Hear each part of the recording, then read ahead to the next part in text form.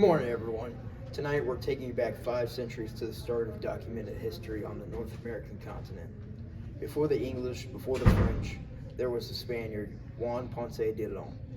This is the man who sailed to the massive new land, claimed it for his king, and gave it the beautiful name we still use today, Florida. That's right, Cooper. The story of Florida begins not with settlers, but with an ambitious, powerful conquistador driven by gold and glory. We're tracking his journey from the Caribbean all the way to a fatal skirmish on the Gulf Coast. Let's start with a look at who this man was before he sailed north. James, tell us about his early career. Ponce de Leon was a key figure in the second wave of Spanish exploration.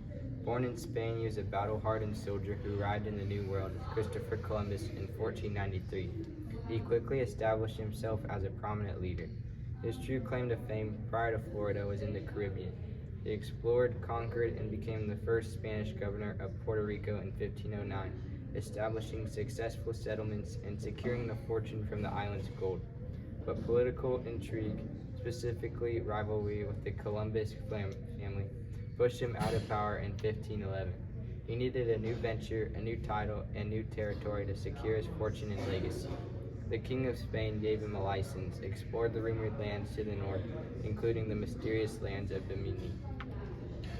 And that quest led him to the shores of the future United States. Let's go live now to Cooper Carson, who is at the site of the historical landing. Cooper? Thanks, Cooper. I'm standing near what historians believe to be the landing spot for Ponce de Leon in his 1513 expedition. It is here that the journey from fountain of youth legend actually began.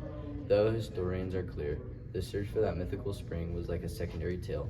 His true mission was colonization and wealth. On April 2nd, 1513, Ponce de Leon and his men stepped ashore. He was instantly captivated by the lush, blooming landscape, and it was a week after the Christian holiday of Easter. He formally claimed the land of Spain and bestowed upon it the now famous name La Florida, meaning the flowered one, or Flower Easter. For months, his 3 ships meticulously charted the coastline. This voyage made 2 geographical contributions. It was the first documented European exploration of the United States mainland. He identified the powerful ocean current that we now call the Gulf Stream. This discovery was priceless, as the Gulf Stream would become the primary superhighway for Spanish treasure fleets, sailing back to Europe for the next 2 centuries. After months of exploration, often met with hostility from the native tribes, Ponce de Leon returned to Puerto Rico, carrying no gold, no fountain of youth, but a massive land claim for the most important shipped route in the New World. A monumental claim indeed, but his story doesn't end there, as a return trip was necessary to actually establish Spanish authority. Carson Reed picks up the story on his final and fatal attempt. Carson? That's right, Cooper. After receiving the royal title Adelantado, governor of Florida, Ponce de Leon organized his final grand expedition in 1521. He returned with 2 ships, over 200 settlers, livestock, and tools, the makings of permanent agricultural colony.